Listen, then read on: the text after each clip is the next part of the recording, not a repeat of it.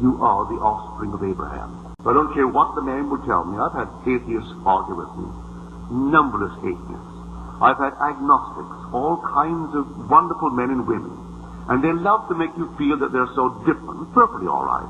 But I know in the depths of their soul, they believed when this was done in heaven. People can't believe there was such a character, such a state called heaven. Not a place. It's a state. And in that state of absolute innocence, you and I were innocent. And we were like flowers. Just like flowers. I have seen it. I have had glimpses where I came upon scenes and I stopped it and started it, stopped it and started it, and the whole vast world was under my control. And I didn't do it with a motion of my hand. I did it by control of my head. And so I would arrest an activity in me, and the world stood still. I released it, and it continued in its action. What it intended to do, I stopped it, and it stopped. I didn't stop it on the outside. I stopped the activity in me that animated it. The same like the flowers. And there is an apocryphal scripture, the apocryphal scripture of James. It was the night of the birth of the child. And it's told that Joseph went in search of a midwife for his Hebrew wife. And as he started, he looked up and the heavens stood still. And the birds of the air stood still. And the shepherds walking walked not. And the little sheep drinking drank not. And the workmen dipping from their dish to put it to their mouth dipped and dipped not. And chewing and chewed not. And everything stood still. And then suddenly all moved on in their course. And you'll find that in the apocryphal New Testament of James. It's called the apocryphal of James. What had happened to me, but not in the order that is now recorded. It was not the night of the birth of the child. That event preceded the event of the birth, which is only a symbol, by at least 7 years.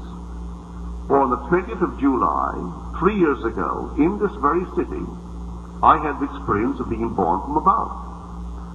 And yet 7 years prior to that experience in New York City, I had the experience of having sections of the world stand still, because I arrested in my head an activity which animated it. And when I released that activity, the things moved on. Birds flew and stopped when I stopped it.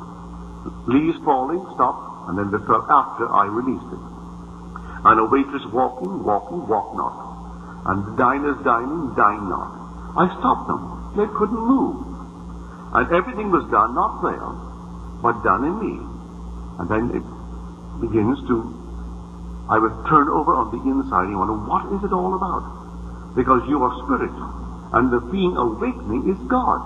And the whole vast world, believe it or not, I look upon the world today as a resultant state. He didn't create it, as I would create, say this. God's intention to bring forth something alive in us, which is himself, which he would call his Son, resulted in the universe. The whole vast world is a resultant state. And that goes for all the garments, male and female, in the world, all the animals, all the kingdoms. And something in us is animating it. But as yet we don't know it. So the promise in the book of John, for which I've just spoken, that as the Father has life in himself, so he has granted the Son also to have life in himself. And that is what you and I are destined to have. That we are going to actually detach ourselves from this field of beautiful sunflowers with human faces. And passing through that mess, that horrible mess, we come out detached as sunflowers and awaken as God. That's life. So I tell you, unless God disappears, we will still be part of that chorus, and we will sway by the impulse of God. But then God subjects us unto this dump heap. It's a dump heap. As we are told in the 8th chapter of the book of Romans, that the creature was made subject unto futility, not by its own will, but by the will of him who subjected him, in hope that the creature will be set free from this bondage to corruption and obtain the glorious liberty of the children of God.